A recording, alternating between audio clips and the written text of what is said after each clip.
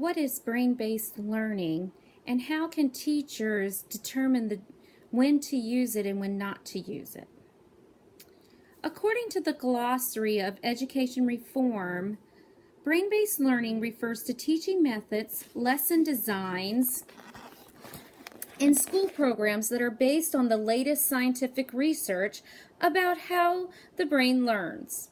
Brain-based learning is motivated by the belief that learning can be accelerated and improved if teachers base how and what they teach on the science of learning rather than on past educational practices, established conventions, or assumptions about the learning process. There are a lot of programs on the market today that say they are based on scientific research. However, Kurt Fisher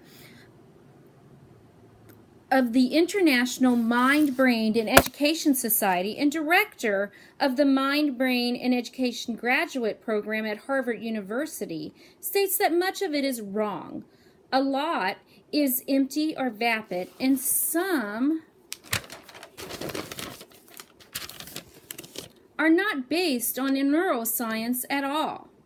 With that said, how do teachers separate the nonsense from the actual science?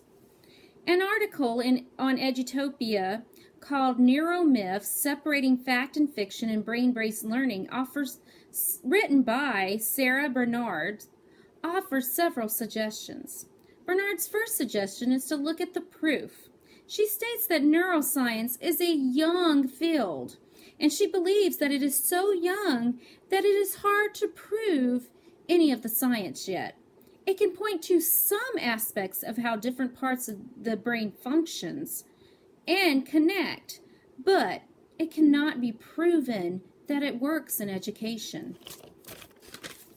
She also suggests that teachers need to know some of the myths based on the brain that are out there. One of the myths that has been prevalent in the past is that the brain is static. That myth is totally wrong. The brain is always changing. Our brains do not stop changing at a certain age, but it changes constantly. My son's 18-year-old brain changes every day, but my 44-year-old brain has the chance to change and learn as well. Our brains are not static. There is no such thing as left-brained and right-brained. When I was younger, I was told many times that I was a right-brained person, but that is just bunk. There is no such thing as a left-brained person or a right-brained person. We use our entire brains. According to scientists such as Wolf and Fisher, there are no inactive areas of the brain, so the myth that we only use 10% of our brain is wrong. There also is no evidence to suggest that girls and boys learn differently. They might learn certain things quicker or slower, but they all learn almost the same. Well, a lot of students do learn differently, but it's not based on their gender. And also, the ages between 0 and 3 are not the only critical stages of brain development. Our brain is, like I said earlier, our brain is ever growing and changing.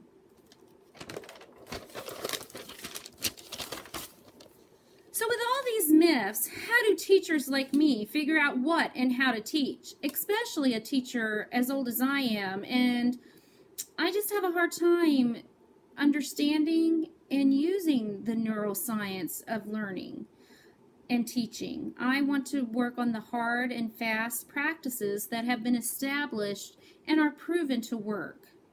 So my suggestion for this is do what's best, that works best for your students, not you, but your students. Sometimes brain-based learning works well. However, at other times, students do well with what has been proven by established conventions. EdGlossary.org suggests if brain-based learning is used, balance findings with normal teaching practices.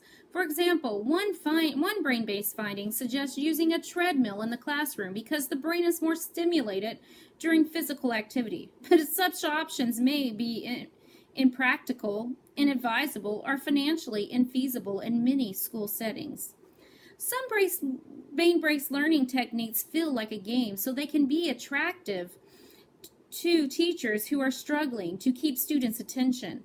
But at the end of the day, teachers are not there to entertain their students. And they need to keep in mind the best practices for their students. So what I would suggest is to look into brain-based learning, find out what's going to work for your students. But if at the end of the day, if the practices that are established work, then use those.